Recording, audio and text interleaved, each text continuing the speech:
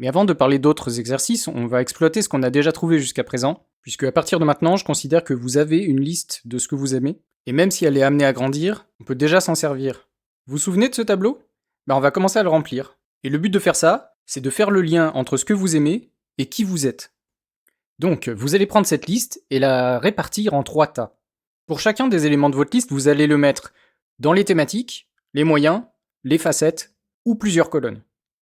J'explique à quoi sert chaque colonne.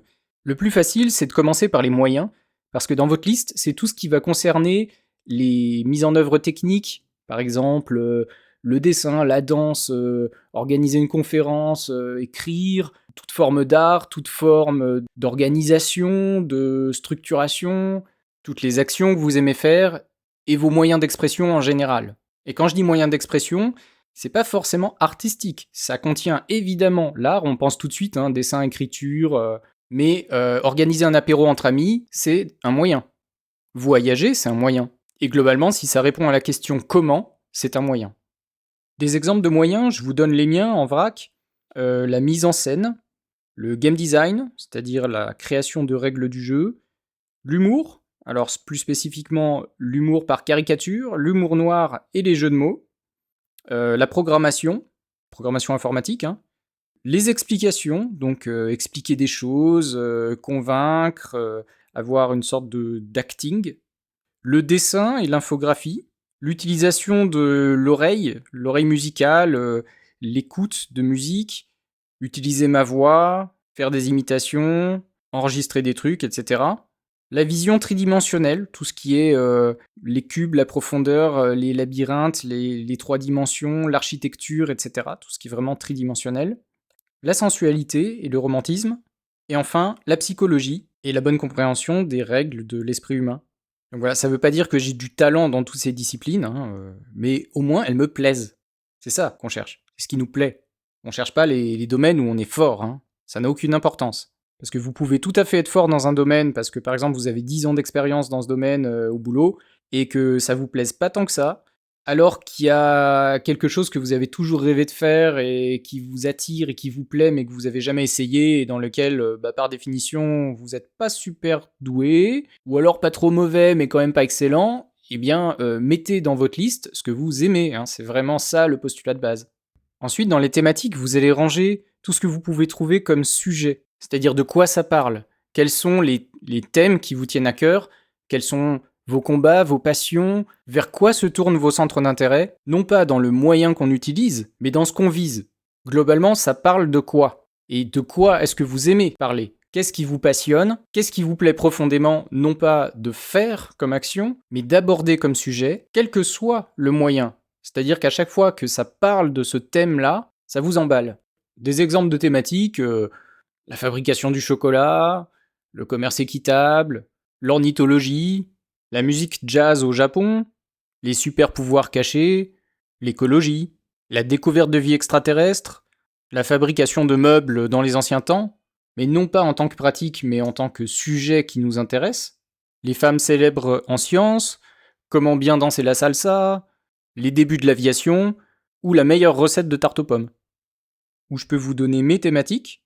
Alors moi j'ai la vie, qu'est-ce que c'est que la vie? Est-ce qu'il y a des règles à ce jeu? Quelles sont-elles? L'équilibre, la juste valeur entre toute chose et son contraire, et si oui, où elle est, cette juste valeur? L'épanouissement, comment grandir dans la vie et être la meilleure version de soi-même, la pleine version de soi-même? Ensuite, l'animalité d'Homo sapiens, c'est-à-dire est-ce que la société dans laquelle on vit intègre correctement toutes nos pulsions animales? Oui, non, qu'est-ce qu'il faudrait faire? Et enfin, le bonheur. Qu'est-ce que le bonheur? Comment l'atteindre? Comment le conserver?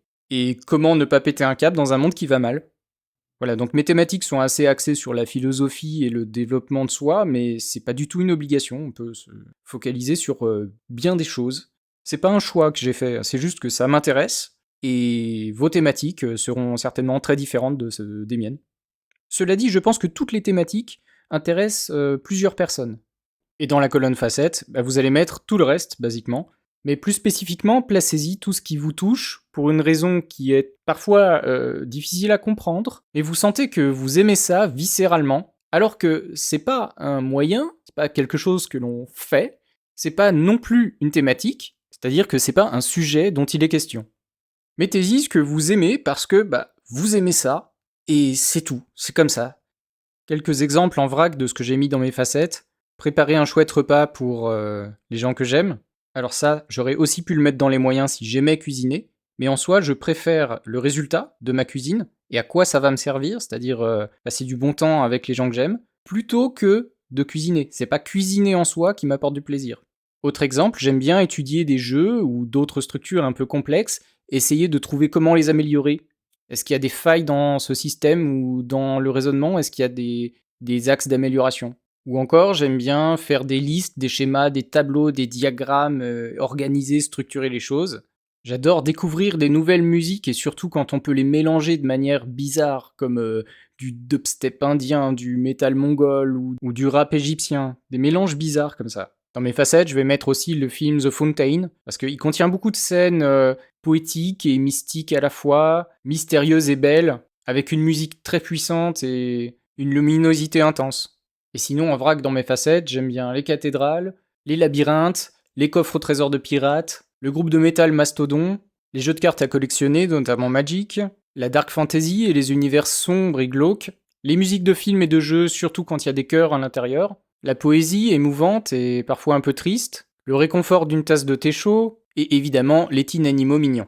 Mais la liste est longue, hein, c'est loin d'être exhaustif. Et normalement, plus vous aurez réussi à condenser votre liste dans le premier exercice, et plus dans celui-ci, la liste sera courte et abstraite, puisque plus on essaye d'extraire ce qui est le point commun de chaque catégorie, eh bien plus on s'avance vers l'abstraction et des principes généraux. Et ce sont bien ces principes-là que l'on essaye désormais de classer parmi moyens, thématiques, facettes. Une petite histoire pour expliquer un peu mieux les facettes. Imaginez qu'on prend Matisse, Rembrandt et Van Gogh et on leur demande de faire un tableau. Le moyen est imposé, c'est une toile de 30 par 30 avec de la peinture à l'huile et la technique c'est au couteau. La thématique aussi est imposée, c'est le printemps comme métaphore de la jeunesse. Et là on leur laisse un peu de temps. À la fin, ils ne doivent pas signer leur toile. Après un moment, ils nous rendent leur toile, on les mélange, et là, est-ce que selon vous, on sera capable de réattribuer chaque toile à chaque maître? Eh bien oui, évidemment. Bien sûr qu'on pourra réattribuer chaque toile à chaque maître, puisque chacun aura exprimé le même thème avec le même moyen, mais selon sa personnalité, avec sa sensibilité propre. Et les sensibilités de ces artistes, on les connaît, elles transparaissent à travers leurs œuvres. Selon le même principe, si on prend une classe de 30 élèves qui se connaissent bien, on est un peu en fin d'année, et on dit à ces élèves, vous allez composer un poème de 8 vers, au stylo bille sur une feuille A4, et la thématique c'est chocolat et gourmandise. Eh bien vous allez avoir 30 poèmes très différents, et même si on leur demande de ne pas signer, qu'on mélange les feuilles à la fin, qu'on lit les poèmes à voix haute, eh bien je pense que la plupart des élèves sauront « Ah bah ça, c'était le tien, et ça c'était le tien, mais sûr !» etc., etc. On pourra réattribuer assez facilement chaque poème à chaque personne parce qu'on a une personnalité. Notre personnalité transparaît à travers tout ce que l'on crée de manière assez systématique, peu importe ce que l'on crée. Eh bien, c'est ça que j'appelle les facettes de la personnalité. On verra pourquoi je mets ça au pluriel plus tard, je pense qu'on en a plusieurs. Donc pour vous là maintenant qui essayez de trier la liste de ce que vous aimez profondément dans des catégories, notamment d'essayer de remplir la catégorie des facettes, eh bien ça veut dire mettez-y ce qui fait qu'on peut vous reconnaître parmi toutes les personnes qui existent. Qu'est-ce qui est typiquement vous? Les facettes agissent un peu comme des filtres au final, c'est comme si elles s'appliquaient en surcouche par-dessus tout ce que l'on fait.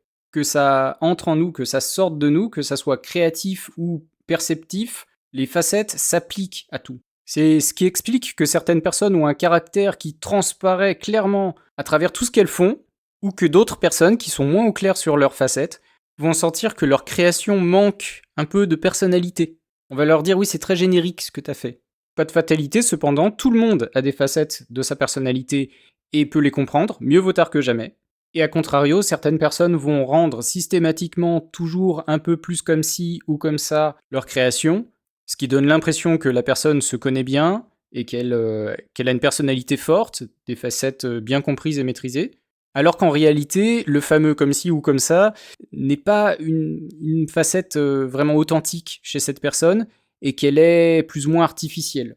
Et donc, encore une fois, dans les éléments de votre liste, il est possible qu'un élément soit à la fois une thématique, une facette un moyen, une thématique un moyen, voire les trois. Si quelqu'un aime bien prendre des photos d'oiseaux et les expose ensuite dans une galerie pour exprimer le thème de la liberté, eh bien c'est à la fois un moyen et une thématique. Si quelqu'un aime bien courir le plus vite possible en mesurant ses performances, eh bien c'est à la fois un moyen et une facette. Si quelqu'un adore les histoires de pirates qui chassent des trésors parce que chercher des trésors c'est vraiment trop cool, c'est à la fois une thématique et une facette, etc.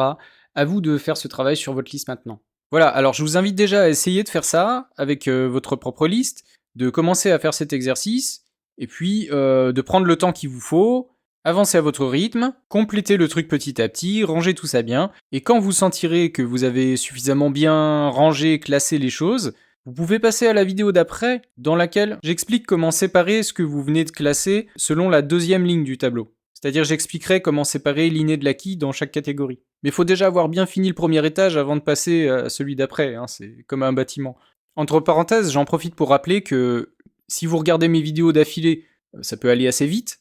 Vous avez peut-être commencé il y a une demi-heure, mais en réalité, ce processus d'introspection, prenez le temps qu'il vous faut pour le faire. Ça peut vous prendre plusieurs jours, plusieurs semaines, plusieurs mois, voire plusieurs années, pour vraiment arriver à maturation de ce processus. Vous inquiétez pas si ça vous paraît pas évident au début, hein, c'est tout à fait normal que ça soit nébuleux. C'est vraiment un travail qui va consister à démêler, à ranger, classifier les choses petit à petit, et vous inquiétez pas, à un moment, tout sera clair.